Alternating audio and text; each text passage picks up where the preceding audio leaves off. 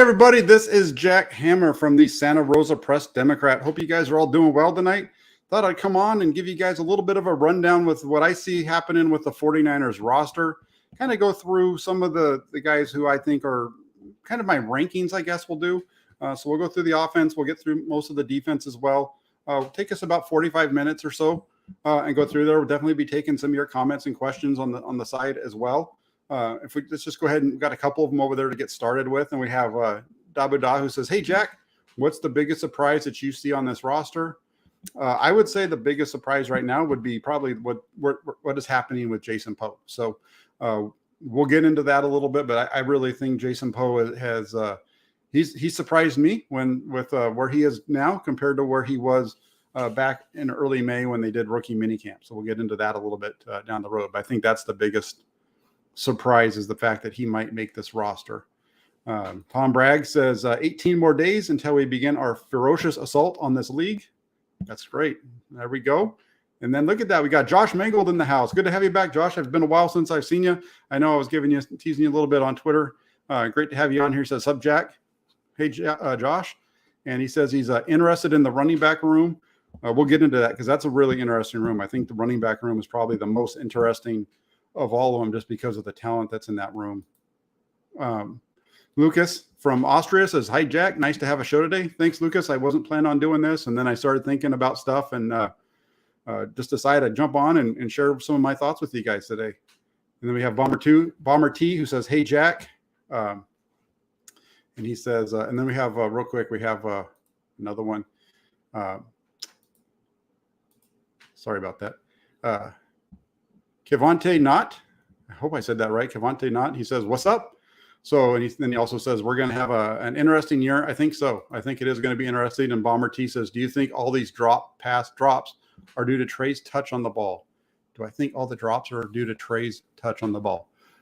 No, I don't think so. I think that the 49ers they've always had some issues with drops. You know, you go back, Deebo Samuel had a lot of drops last year in the first half of the season. You know, he's a really good receiver. He doesn't really have like a great, the biggest catch radius in the league. Not even close. Not even close to having the biggest catch radius on his own team. So I think that's part of it. But some of it is just the hands. It's the receivers that they brought in. I don't think it's so much Trey Lance. I don't think Trey Lance really throws the ball a whole lot harder than anyone else. And in some cases, I think that he does have some good touch. I think that's been improved this year. So. Really quick, just going in, let's just get into it. Josh said he wants to hear about the running back room, and we're going to get there. We're going to start off with the quarterback. Quarterback's pretty straightforward. I think everybody knows Trey Lance is going to make this roster. I think there's some questions as far as who's the number 2. Is that going to be Nate Sudfeld or is it going to be Brock Purdy? So there's a little bit of, I think there is a little bit of a competition between those two guys. I think Sudfeld's winning that battle. I really like what I see in Brock Purdy. The only interesting thing really about those two that I can say is Nate Sudfeld has a $2 million contract that's fully guaranteed. In a way, I wonder if that full guarantee is to kind of buys the 49ers some ability to be flexible with Nate Sudfeld. It wouldn't shock me to see Brock Purdy make the roster and have Nate Sudfeld be released and then brought back to the practice squad. Because remember, there's going to be 53 men on the active roster, and then there's going to be a 16-man practice squad. Nate Sudfeld's going to get $2 million, whether he's on the 53-man or if he's on the practice squad. He can be on the practice squad, get called up, and be the active backup in any week, and have Purdy be the guy that's not. So it really depends on how the 49ers think they need to shuffle their quarterback room in order to have the right guy or have everybody available to them any given week. So, like I said, I feel like when I watched the quarterback battle, I think that Nate Sudfeld is the best of the backups. Brock Purdy is going to be better eventually. So that's the way that I think it's going to look. Matt says, keep posting those bad throw videos. One bad throw in practice, you get 20,000 views. People all about hate and negativity. Get your views and likes up, Jack. Hey, here's the thing, and here's why I posted it. There's no way that an NFL quarterback should throw the ball or miss as many throws as Trey Lance does when he's throwing against air. When he's just out there throwing a route to the receivers, there's just no reason for those balls to hit the ground. I've been involved with football for close to 40 years in one way or another. I've watched high school quarterbacks and community college quarterbacks go through entire practices of throwing the ball against air, not even 7-on-7, just during their warm-up drills, and the ball doesn't touch the ground. Yet you watch the 49ers practice, and more often than not, there's 1 to 2, maybe 3 times that Trey Lance throws a ball and it hits the ground, and he's just throwing the ball to a wide receiver with no defender out there.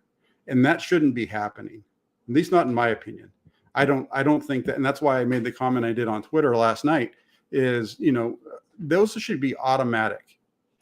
Those should be automatic throws. And now if Brock Purdy misses it, who cares? Brock Purdy was a 7th round draft pick. If Nate Sudfeld misses it, who cares? Nate Sudfeld's a backup who, the Friars are paying $2 million. They didn't use 3 first rounds for him. They're not expecting him to come in and be the starter for the long term. And so that's why I post those videos. I also posted, I also posted, the video of him completing a pass to Brandon Ayuk, followed by one to Deebo Samuel over the middle. And there was also a deep throw to Kyle Juszczyk, which I didn't realize until after I watched the video that it was actually an incomplete pass. But anyway, so that's why, I put all that stuff out there, because I think it's interesting, and I want to make sure everybody sees everything that we're talking about, because I keep hearing about how accurate Trey Lance is, and there are times when he can make really accurate throws, but he is very inconsistent. And that's partly why his numbers are where they are in terms of being 57% throughout training camp this year. All right, so let's move over to the running backs, because the running back room is really interesting. And Josh came on earlier, and he said that he wanted to hear about the running back room. He also asked, Jimmy doesn't have the playbook right. No chance he makes the squad. That's what Kyle Shanahan said. Kyle Shanahan said that that Jimmy Garoppolo doesn't have a playbook. Jimmy Garoppolo hasn't taken part in any meetings this year. He hasn't done anything with the team other than showing up to the facility to throw balls. Every once in a while, he's talking to the 49ers players that are either walking out to the field or are working on the side field because they're injured. Like yesterday, he took some snaps from Daniel Brunskill, chatted a little bit with Mike McGlinchey, those kind of things. But other than that, he doesn't. So, but let's get on to your question as far as Josh being interested in the running back room. And let's get into that one really quick, because running back's interesting to me. If I was to list off my top, the way that I think the 49ers running backs have performed throughout training camp and through the preseason games, Elijah Mitchell's number 1. Jeff Wilson Jr. is number 2. Jermichael Hasty would be 3, maybe 4. Him and Jordan Mason are going to be at 3 or 4. Ty Davis Price would be 5. And then you have Trey Sermon, I'd put at 6. And really what happens is the difference between Jermichael Hasty and Jordan Mason and guys like Ty Davis Price and Trey Sermon is that Trey Sermon and Ty Davis Price were both 3rd round draft picks. If those guys weren't drafted in the 3rd round and you just watched them, if you took their names off of their backs and you just had numbers, just random numbers, and you didn't know what number was what, you would be hard pressed to find anybody that would tell you that Ty Davis Price and Trey Sermon are performing better than Jermichael Hasty and Jordan Mason. And the biggest reason that is because those other 2 guys, Ty Davis Price and Trey Sermon, they don't hit the holes. And that's the problem.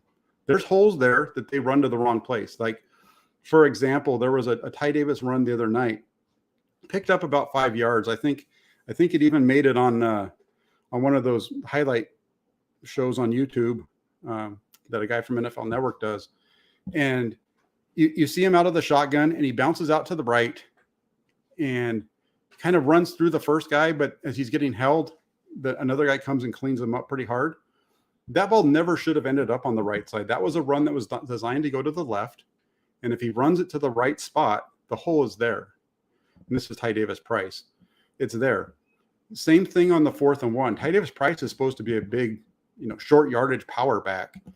They give him the ball on 4th and 1. The crease is there to pick up a yard. If he just hits the hole and runs up the back of the center, he's going to pick up probably about 2 to 3 yards. Instead, He takes a couple of steps towards the hole.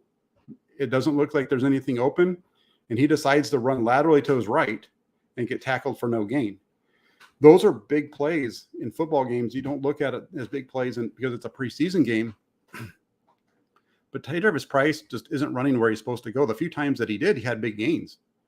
The one down by the goal line picked up 12, 13 yards right at the middle, right at the gut.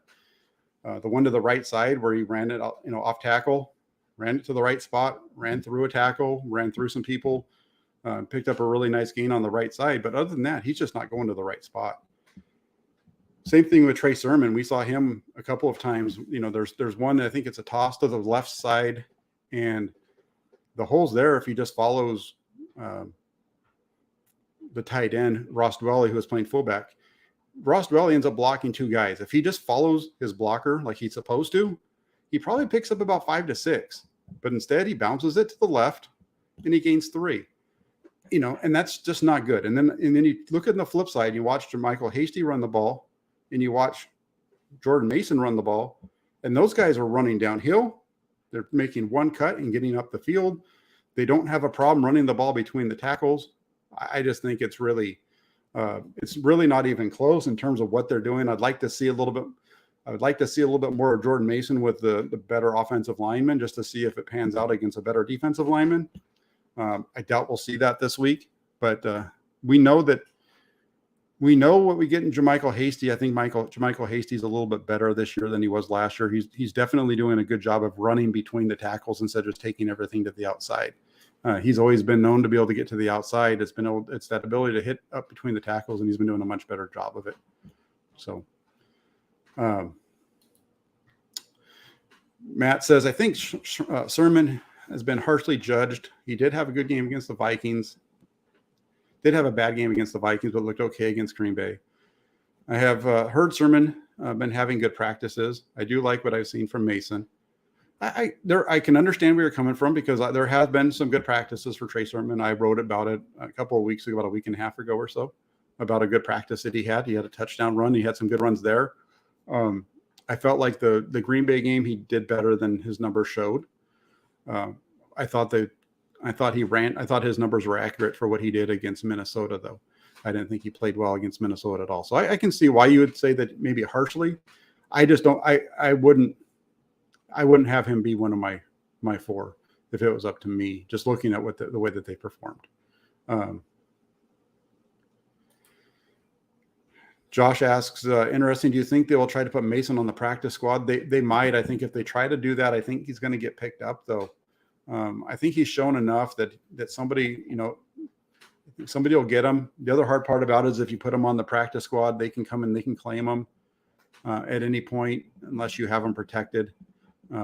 So it's going to be tough. If they go that route, I think Mason ends up somewhere else. He's a really good back, and who knows what happens there. So I would like to see them try to keep him. The interesting part about Jordan Mason too is he's working with the threes. He's been doing it all off season, and that's the same thing that they did last year with Elijah Mitchell. Elijah Mitchell ran with the 2s and 3s all throughout training camp. That's why it was such a shock when the 49ers went to Detroit and Trey Sermon was the inactive running back while Mitchell was active, was because he had been behind Sermon all throughout camp based on where they were getting onto the field. And that's something that Coach Shanahan talked about this week, was not to really pay attention to where guys are the team that it seems like they're playing with, whether it's first, second, third string, doesn't really matter a whole lot. So it doesn't work out that way. And then Lucas asks, if they release Mason, do you think there's a chance he clears waivers? There's always a chance. There's always a chance. Like they said in Dumb and Dumber, so you're telling me there's a chance. There's a chance, but I think it would be more likely that he gets picked up.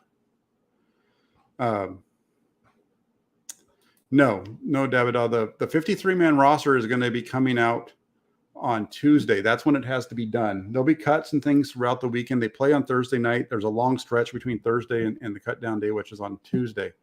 So the 53-man will be Tuesday. So there's going to be a lot of discussion on how it's going to shake out. Then I'm just kind of giving you my idea of what I see right now, and then maybe kind of give you some idea of what to look for tomorrow as far as those guys that are on the bubble. That's really more of what I was getting at. And then you look at the wide receiver room. Wide receiver room is pretty straightforward. Brandon Ayuk, Deebo Samuel, Juwan Jennings, Ray McLeod, Danny Gray. Those 5 are going to make it. And then the interesting part here is going to be, do they keep 6 or do they go with 5? If they go, and I think some of that's going to depend on what they do at running back. Do they keep an extra running back? Do they keep an extra tight end? Those things all kind of play into it as well. And how many offensive linemen are they going to keep? If they decide to go with 6, then it's going to be Malik Turner, Willie Snead, or Marcus Johnson are going to be the guys that are battling it out for the last one. I know there's some people that really like Tay Martin because of what he did in college. He hasn't shown that on the field with the 49ers yet. Tay Martin will be, at best, a practice squad guy for the 49ers. It's between Malik Turner, Willie Snead, and Marcus Johnson. And I think between those 3, it's going to come down to who can help out the most on the special teams. I've been very impressed with Ray McLeod. He did a really nice job yesterday on a screen. It was one of those kind of screens that they'd like to run with Deebo Samuel. And I really like Brandon Ayuk as a receiver. I don't really like him as a yak guy in terms of like on screens and those types of things. He's not that consistent with being able to make the run after catch in those situations. But Ray McLeod, he looks like he has that ability. He looks like he has that ability to get those little short ones and kind of be like a running back from that point on. So Ray McLeod, he's going to make it. If you asked me to put money on the 6th guy, I would go with Malik Turner as the 6th wide receiver. I think Willie Snead shows some things as far as his blocking ability, and he's made some nice catches. So he's definitely pushing, and so is Marcus Johnson with his return ability. But they've already got McLeod for that, so I'm not sure that Marcus Johnson has been a pretty productive wide receiver in the league too. So, but I think it's going to be Ayuk, Samuel, Jennings, Gray, and McLeod for sure. The bubble spot to pay attention to tomorrow night is going to be Turner, Snead, and Johnson, and how do they perform when they get on the field? It's going to be a little bit later on in the game, I think. We'll see how it plays out. Look at that. We got Harold Murillo in the house. He says, hello, Jack. Hey, Harold, how you doing? Good to have you on board. And then we have Josh says, thank you for your thoughts, Jack. Yeah, absolutely. I think the running back room is going to be really interesting to see how that whole thing plays out. And Matt says, keep Poe and Mason, not worth the risk with some other teams picking them up. We'll see. We're going to get to that in just a second. You know, that room we just talked about, wide receiver, is pretty easy. Tight end, I think they're going to see 3 there. It's going to be Kittle and Warner for sure. Warner missed almost all of the offseason because of a core muscle injury. But since he's come back, he's been put right into this week at least, he's been put right into the offense, working with the starters as the second tight end. It'll be interesting to see what they do. Do they decide to keep Ross Dwelley, or do they bring in Tyler? Do they decide to go with Tyler Kroft or Troy Fumagalli? I've been really impressed with both what we've seen from both those guys. I think Kroft is a good receiver, can do some things downfield. Fumagalli is a little bit more of an underneath guy, but he's made some nice plays as well. I think the battle there is going to be between Ross Dwelley and Tyler Kroft for that last tight end spot. So I think they're going to carry 3. So you'll get Kittle and Warner, and then it's either going to be Dwelley or Kroft. We'll see how that one plays out. Most likely going to be, I would say, probably Dwelley, just because that's the incumbent. But Kroft has definitely been pushing them this year.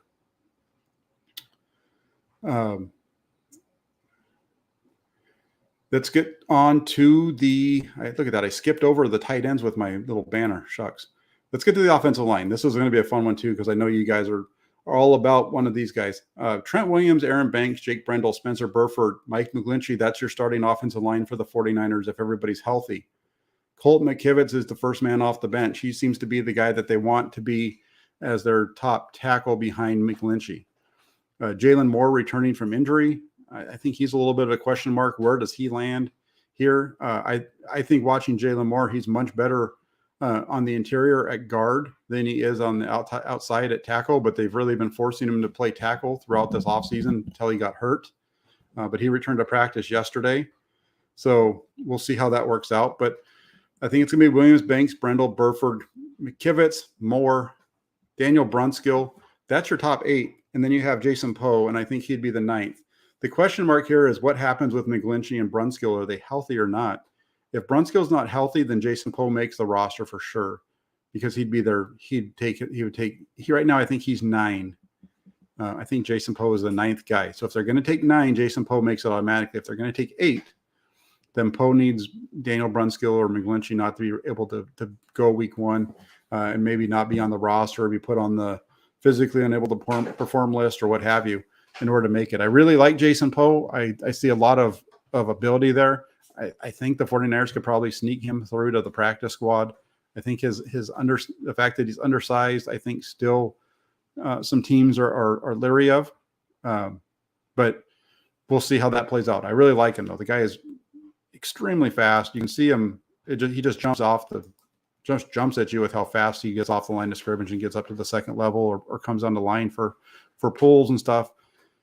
Pretty good against the pass. Sometimes his footwork's not totally clean. This is a guy the 49ers, I think, want to keep around because he's really good for a backup, for where he is and the fact that he was undrafted free agent. He's really good. He's the kind of player that they want to keep around. So we'll see what they decide to do. But I think if I was going to give you my top 8, that's what it is. It's going to be Williams, Banks, Brendel, Burford, McGlinchey, McKivitz, Brunskill, Moore. That's the top 8. Jason Poe is 9. Here's the only thing. They might keep 9. The 49ers under Kyle Shanahan the last 3 years when they've cut down to 53. In 2019, 2020, 2021, they've kept 8. They did keep 9 in 17 and 18, their first 2 years together here in San Francisco. They kept 9 on the 53-man roster. But the last 3 years, it's only been 8. So we'll see what they decide to do there. If they decide to carry, I think it's going to depend on what they do in the running back room, what they do at tight end, receiver, kind of all those other rooms kind of are going to impact it. And Kyle Shanahan kind of talked about that yesterday in terms of who makes the team and who's here, who's there, all that kind of stuff. Because if you look at it, right now there's that, or maybe instead of having 10 defensive linemen, you go with 9. And have a guy like Jordan Willis on your practice squad, or Akeem Spence or Alex Barrett on your practice squad that you can bring up, kind of thing. There's lots of ways that you can manipulate it, and that's also why I don't think you get 3 quarterbacks on the roster. There's just too many other more valuable spots than the 3rd quarterback to make up your 53-man roster.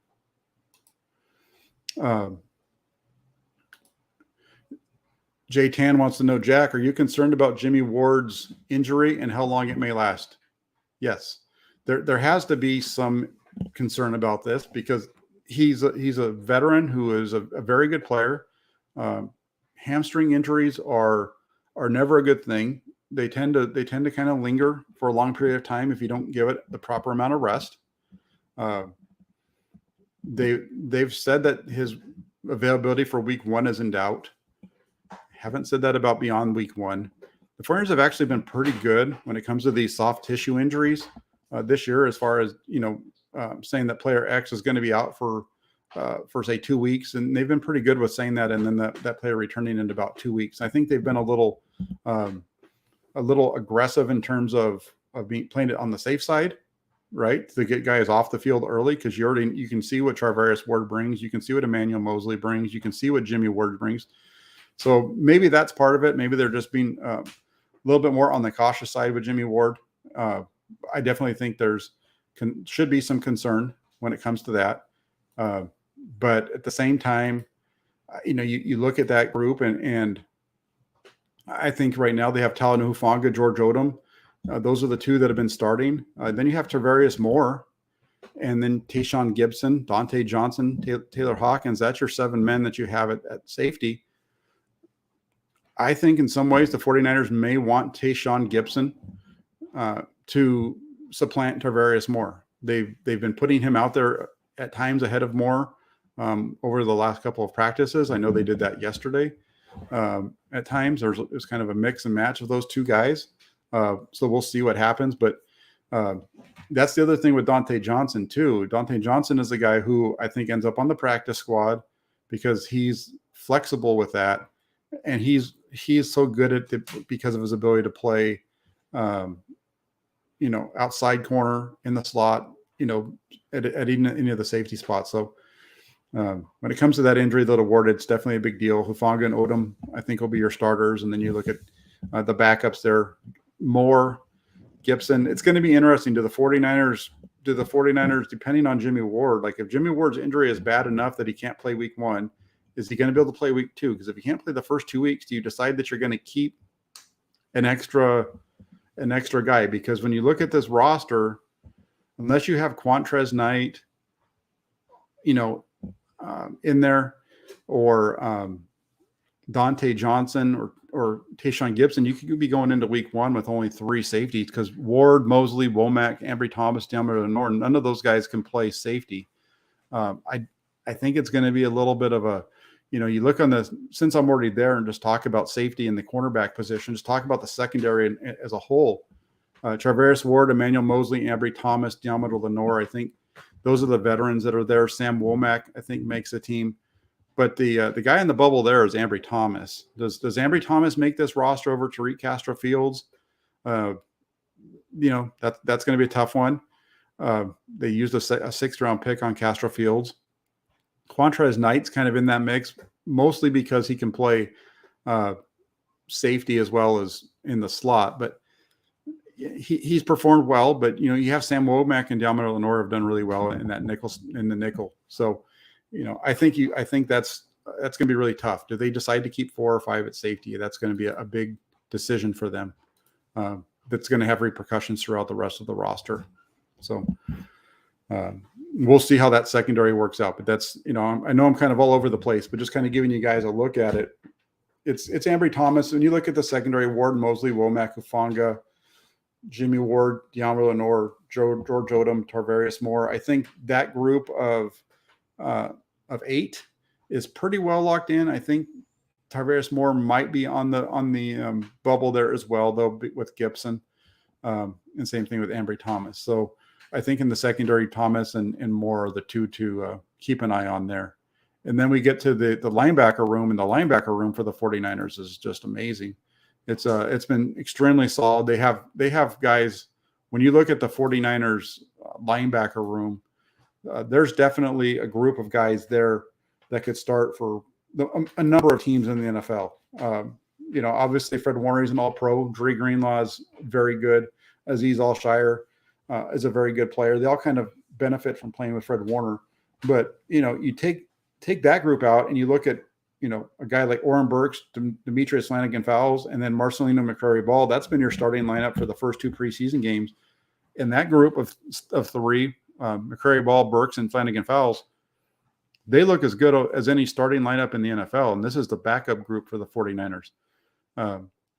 So do they go with only 5? Do they try to, take Marcelino McCrary-Ball and take him through into the practice squad, or do they make a move and trade him to pick up a draft pick down the road, kind of like what they did last year with the linebacker, where they traded to the Denver Broncos. Again, that'll be something that's going to be to keep our eye on, because I think there's 6 guys that are worthy of roster spots, and that's McCrary-Ball added to the other group, because I think it's a foregone conclusion.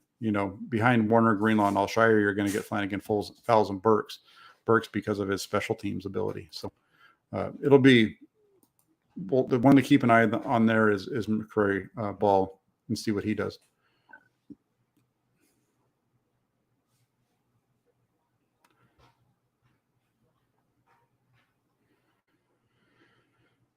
He says, we got Rick who says, checking out, Jack, how you doing? Just turned on your program. I'm trying to listen as much as I could for tomorrow's game. It's going to be an exciting game tomorrow, Rick. This is going to be a really good game for the 49ers. The starters are going to play.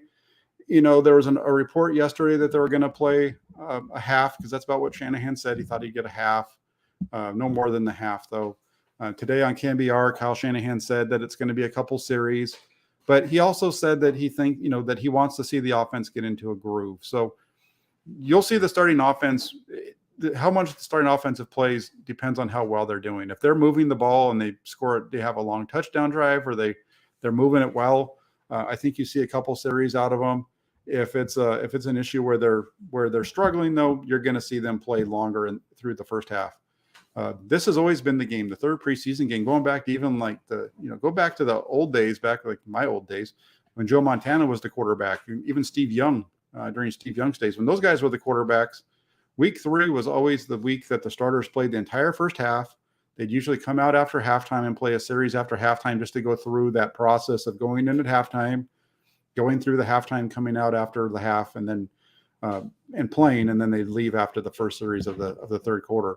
Doesn't sound like that's going to be the case, at least with the 49ers offensive starters, all of them. I think you'll see the vast majority of their starters out there for a couple series, and we'll see how long they all stay out there. So, and then let's see what else we've got. So that's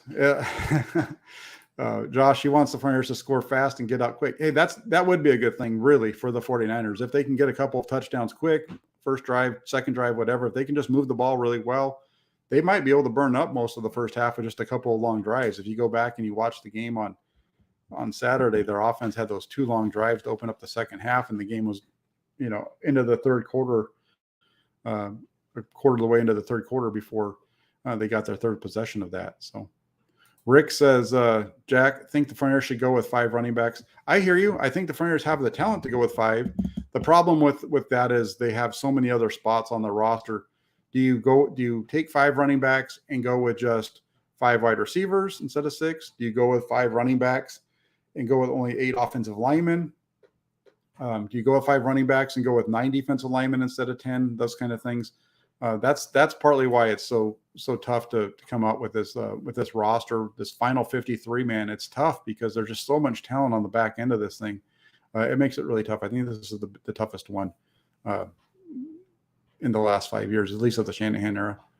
Longtime Niner fan wants to know, do you think the linebacker from Stanford can be stashed on the practice squad? Early on, I heard very good reports on him. Yeah, Curtis Robinson is a guy who I think can get to the practice squad. I don't think he's anybody. He hasn't shown out quite like some of the other guys. He's a very solid linebacker, though. I think he'd be a solid guy to have on their practice squad if he doesn't make the 53. So, yeah, Curtis Robinson would be a good one. Let's jump from the linebacker room. We're getting up against the time I got to head out. But let's take a look at the defensive line really quick. The defensive line room is going to be another one of those. You look at the defensive line. It's pretty easy to see most of this how this thing's going to shake out. Bosa, Armstead, Kinlaw, Ebicom, that's your starters. And then behind that group, you have Charles Omena, who he didn't play in the first preseason game, and I think a lot of that is because they already know what they have in him. Kevin Givens, Hassan Ridgeway, Kamoka Toure, I think that's your top 8. And then Drake Jackson's going to make it. That's your 9th. And then the last guy, it's either going to be Jordan Willis or Kerry Hyder. I think that's the interesting piece right there. Do you go with Jordan Willis over Hyder, or do you go with Hyder, who can play both inside and outside? Willis can play a little bit of both inside and outside as well. I think you probably go with Willis here because of his ability to play special teams. He's going to give you some value on special teams where a guy like Kerry Hyder doesn't. We saw Willis last year with the block in Green Bay and so on. So, that defensive line room is extremely talented. Bosa, Armstead, Kinlaw, Ebicom. I think you look at that group out there yesterday, just kind of staring out there and looking at Kinlaw and our Armstead next to each other, and they're just so tall. Kinlaw is wide, and he's a big dude. He's not wide like DJ Jones was, but he's a big, thick guy. Armstead's a little bit leaner, but they're just so tall in the middle. If they can get any kind of push and just kind of even maintain pass rush lanes, it's going to be hard to throw the ball over the middle just because of the size. Then you get their hands up in the air, and it's just long wingspans. Amenahu's really nice too because he can play inside and outside very well. It's really good versatility there. I think Amenahu's that guy who can possibly step in and replace, like the Arden Key role last year when you get into that whatever they want to call the package where it's just get after the quarterback on 3rd and long. I think Amenahu would be the guy to bring in there. And Drake Jackson's going to be getting his reps too. So it's an interesting room. Like I said, when it goes to the defensive line, I think the only question there is, do you keep Jordan Willis or do you keep Kerry Hyder? Alex Barrett's top guy for the practice squad. Akeem Spence was kind of a late addition to that group, veteran, good player. I don't think he makes it. I think he's one of those bubble guys for the practice squad. Kevin Atkins is a really good rookie too out of Fresno State. So it's a good group, man. The 49ers roster is good. They have a lot of depth all over the place. we'll get into that a little bit more as we, after tomorrow night's game, we'll get into who we think who's going to stick, who's going to go. It's going to be good. Jay Tan says, keep 5 wide receivers. That's one that actually, it makes a lot of sense. When I was going over the receiver room, I did mention that as, a possibility, because when you look at the wide receiver group, who the 5 are. That. That it's Ayuk. That it's Samuel. It's Jennings. It's McLeod and Gray. That 5. That for sure. And then beyond that, it's just a bunch of guys. Malik Turner and Snead and Johnson. They're Turner, Snead, and Johnson are all veterans who have been around the league. They haven't really done a whole lot, but the only way that one of those guys is going to make it because of their ability to play special teams. That's why I've been putting Malik Turner in there all throughout. But if you take 5 there, you can take 5 line. You can then, if you take 5 wide receivers, now you can take 5 running backs, and the fullbacks will have 6 in that room. Still have your 2 tight ends, have 9 offensive linemen and all that kind of stuff. So that would be one that I've heard a lot about, and I wouldn't say that it's out of the realm of possibility that could happen. And the other piece with that too, by going in that direction and going with 5, I'm pretty sure the 49ers can get a guy like Malik Turner or Marcus Johnson onto the practice squad, and that buys you some time. And then if there is something that happens to one of those, your top 5 guys, you got a veteran on the bench that you can bring out. You're going to have Tay Martin over there as well, I think. So lots of ways that this thing can work out. That's right, Josh. You got 16. You got 16 as the max on the practice squad and 53. So that's really the roster. When we're going to have a lot of focus on the 53. When the 49ers coaching staff is putting this together, they're looking at 69. That's their magic number. Because you got 53 plus 16. That's 69, right? My math is correct, I think. Yeah, I think so. Anyway, it's either 69. Yeah, it's 16. If I keep saying 69 enough, I'll trick myself into believing it's true. But I think that's the case. 69 guys. They have 80 right now. So about of that group, they only really have to cut 11 that they don't want to bring back. And it's going to be the hard part about it is that some of those guys are so talented, they're going to end up in other places. So we'll see how it plays out. And you're right, Lee, that's definitely the magic number. So we've got 53 and 16, and tomorrow night's game comes up at 5:30. I'll be back tomorrow with a breakdown to kind of get you guys an idea of what to look forward to tomorrow night, just to give you a sneak peek. Some of it's going to be about what we just talked about. I think who makes the roster, there's the guy, pay attention to the guys we just talked about right now. Those guys who I kept, my focus was to talk about who's going to make it. I let you know who I think overall, but then also I was telling you who the bubble guys are. Those bubble guys are going to have to be the ones that really stick out. I feel like I'm talking about a Seinfeld episode, the Bubble Boy episode, but I'm talking about the bubble guys, the bubble in the roster. So that's it. That's the show. Hopefully you liked what you saw. If you guys can do me a favor before you leave, hit that like button, hit the subscribe button as well. Hit the little bell if you're not already subscribed to the channel so that you know when we go live all the time. And then get yourselves over to 49ers.pressdemocrat.com. We're almost to the point where the season's going to be ramping up. And once that does, that thing gets updated on a daily basis by me with something going on with the 49ers. I have a whole, my schedule basically planned out for once the season starts. Kind of been building up for that. The training camp stuff has been a lot of fun, but there'll be a lot of more stuff going on. There'll be what to look for that will be coming up tomorrow morning. And then there'll be a live blog throughout the game and an article coming out after to kind of recap it. So keep yourselves locked in here to the channel. Also check out 49ers.pressdemocrat.com. Like, subscribe. Thanks everybody for tuning in. To have a great rest of your day. It's Wednesday today, so have a great rest of your Wednesday. We'll be back at you tomorrow. Take care, everybody. Thank you guys. Thanks, Josh and Lee and Napoleon and everybody else.